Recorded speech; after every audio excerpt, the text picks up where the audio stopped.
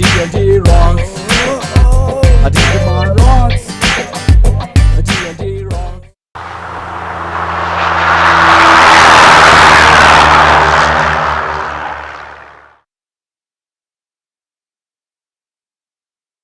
മുത്തശ്ശൻ എവിടേക്കാ? ഞാൻ ഡൽഹിക്കാ. മോനോ? ഞാനും ഡൽഹിക്കാ. ഇല്ലാതെ ഇടയ്ക്ക് ചാടി ഇറങ്ങാൻ പറ്റില്ലല്ലോ. ഡൽഹിയിൽ എവിടേക്കാന്നാ ഞാൻ ചോദിച്ചത്.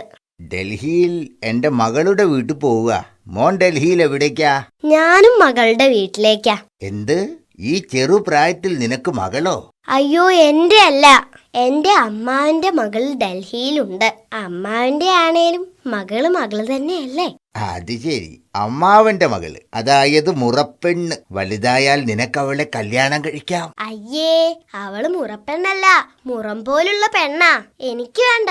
കല്യാണം കഴിക്കാൻ ഞാൻ ഒരാളെ കണ്ടുവച്ചിട്ടുണ്ട്. അമ്പടാ, ആരെയാ നീ കണ്ടുവച്ചത്? ദാ ആ വരുന്ന എയർ ഹോസ്റ്റസിനെ. എടാ ഭയങ്കര, നീ ആള് കൊള്ളാവല്ലോ. എടാ മോനെ, അവർക്ക് ചുരുങ്ങിയത് ഒരു 25 വയസ്സ് പ്രായം വരും. നിനക്കൊരു 10. അങ്ങനെ വരുമ്പോ 15 വയസ്സിന്റെ വ്യത്യാസം. ഏയ്, അതൊക്കെ ഞാൻ മാനേജ് ചെയ്തോളാം. ആദ്യം മാരേജ് നടക്കട്ടെ. ഛേ, അതെങ്ങനെ ശരിയാവും മോനെ? മോനേക്കാളും 15 വയസ്സ് കൂടുതലല്ലേ അവർക്ക്? മുത്തച്ഛനാണെന്ന് പറഞ്ഞിട്ടെന്താ, ഒരു വിവരമില്ല. അതെ മുത്തച്ഛ, അതിനൊരു വഴിയുണ്ട്.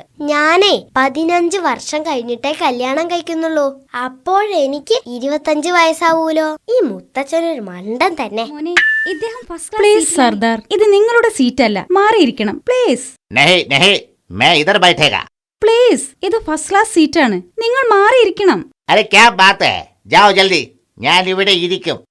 എന്താ മാഡം പ്രശ്നം? മോനെ, ഇദ്ദേഹം ഫസ്റ്റ് ക്ലാസ് സീറ്റിലാണ് ഇരിക്കുന്നത്. എത്ര പറഞ്ഞിട്ടും കേൾക്കുന്നില്ല.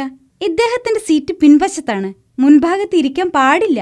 സർദാറല്ലേ, അങ്ങനെ പറഞ്ഞാലൊന്നും അനുസരിക്കില്ല. ഞാൻ ശരിയാക്കി തരാം. വേണ്ട, ഈ സർദാർ ആളൊരു ദേഷ്യക്കാരനാ. No problem.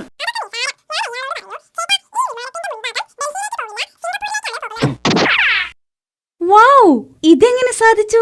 മോനെന്താ സർദാർജിയോട് പറഞ്ഞത്? അതൊക്കെ നിസാരം.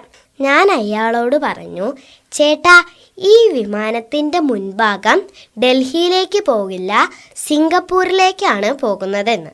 പിൻഭാഗമാണ് ഡൽഹിയിലേക്ക് പോകുന്നതെന്ന്. Digimon rocks. D&D rocks.